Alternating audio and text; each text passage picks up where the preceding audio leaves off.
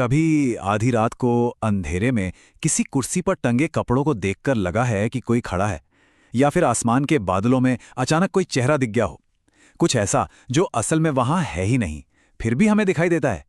चलिए आज मन की इसी अजीब और दिलचस्प पहेली में थोड़ा और गहरे उतरते हैं। ये एक ऐसा अनुभव है ना, जो हम सब ने कभी ना कभी महसूस किया है। एक पल के लिए तो दिल की धड़कन बढ़ जाती है, ऐसा लगता है जैसे कोई हमें देख रहा है, लेकिन वो कोई इंसान नहीं बल्कि कोई बेजान चीज होती है।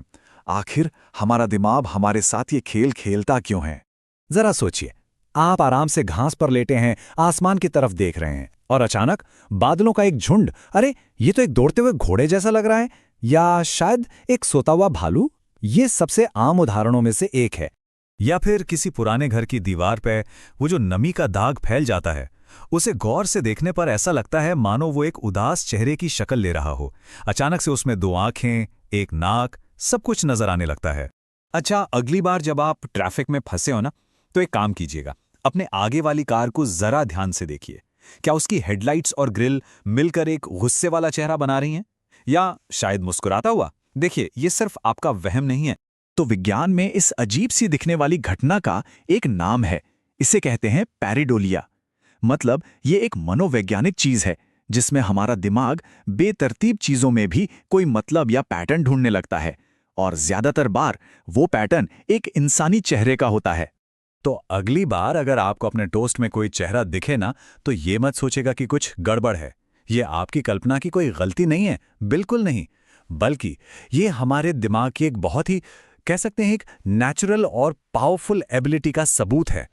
लेकिन सवाल तो यही है कि हमारा दिमाग ऐसा करता ही क्यों है? इसका जवाब पता है कहाँ है? हमारे विकास के सफर में, हजारों साल पहले के उन अंधेरे और खतरनाक जंगलों में, जहां जिंदा रहना ही सबसे बड़ी चुनौती थी। ये कोई दिमागी खेल नहीं है, नहीं, ये जिंदा रहने की एक तकनीक थी।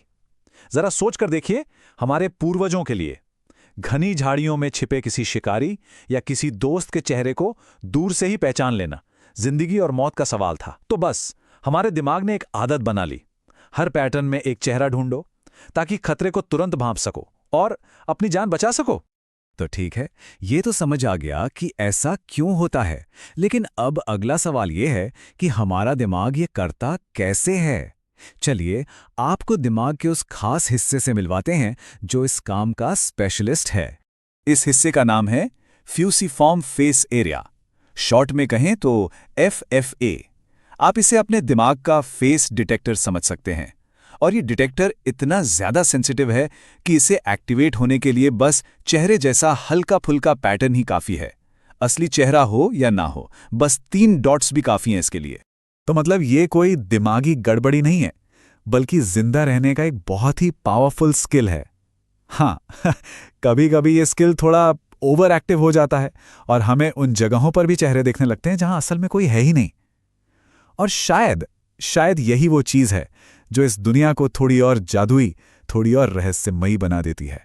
तो अब इस जानकारी के साथ जब आप अपने आसपास देखेंगे तो ये सवाल मन में जरूर आएगा, अगला चेहरा कहाँ छिपा है? किसी पेड़ की छाल में, आपकी कॉफी के कप में जो झाग है उसमें, या शायद किसी ऐसी जगह जहां देखने की आपने कभी सोची भी ना हो? जरा ध्यान से देखिएगा, क्योंकि चेहरे हर जगह हैं,